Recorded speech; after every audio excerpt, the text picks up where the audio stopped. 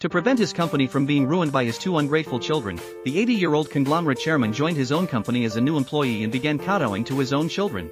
Not long ago, the chairman burst into a hospital room in an attempt to reclaim his soul, but as soon as he got close, he nearly fainted. He was then dragged out by the group's bodyguards. As soon as he left the hospital room, the chairman regained his strength. Taking advantage of the bodyguard's inattention, he broke free and tried to escape. However, just as he rounded the corner, he was grabbed by someone. Upon recognizing the person, the chairman's eyes widened in surprise. It was his youngest daughter, whom he had left abroad. Just as the daughter was about to ask about the relationship between the man and her father, the other children of the conglomerate suddenly arrived with their own entourage. The two then invited the chairman to their home, proposing a deal to pin the hit-and-run charges on his father, a proposal that infuriated the chairman. Seeing how tactless the heiress was, the young heir had her thrown out and repeated the words he'd once spoken to Hwang Junhyun, that he intended to settle the matter with money. The chairman found this deeply ironic. As the situation escalated, more and more people gathered at the conglomerate to protest, demanding justice for Hwang Junhyun, forcing the two to return to the headquarters to handle the matter.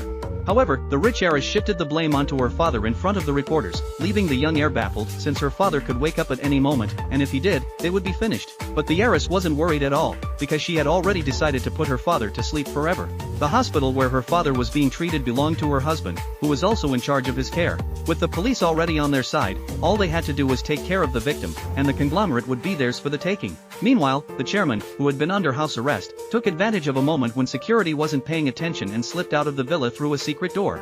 He took a car to the base of the conglomerate's building, where he witnessed the demonstration outside and overheard the surrounding gossip. He realized that if things continued this way, the conglomerate might be ruined, so he made a bold decision. Just as reporters were waiting for a company spokesperson to address the matter, he stepped directly onto the podium. Company executives rushed over upon hearing the news, but with the media swarming around, the rich second-generation heir dared not do anything.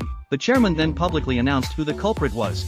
The rich kid never expected the victim to claim that the old chairman was the culprit. Regardless of the victim's motives, since he had given them the answer they wanted, they were more than happy to take the bait and put on a show for the media. After doing all this, the chairman went to Hwang Junhyun's rented apartment using the address on his ID. He had intended to get some rest, but when he saw that the place was not only filthy and cluttered but also infested with cockroaches, he was so terrified that he ran straight out. In search of a place to stay, the chairman remembered the crutch he had left in his hospital room, so he hurried back to the hospital. Meanwhile, the doctor arrived at the chairman's hospital room intending to eliminate him, only to find his mother-in-law there. He placed the syringe in a drawer and kindly offered to drive her home. Then, while she wasn't looking, he sent a text to the wealthy young woman, asking her to come and administer the injection to the chairman. Before long, the chairman, now in the other man's body, arrived at the hospital room first and retrieved the hidden key from the head of his crutch. Just as he was about to leave, he heard someone approaching, so he hid behind the sofa. The wealthy heiress didn't notice him. Their attention was entirely focused on her father. She then turned off the listening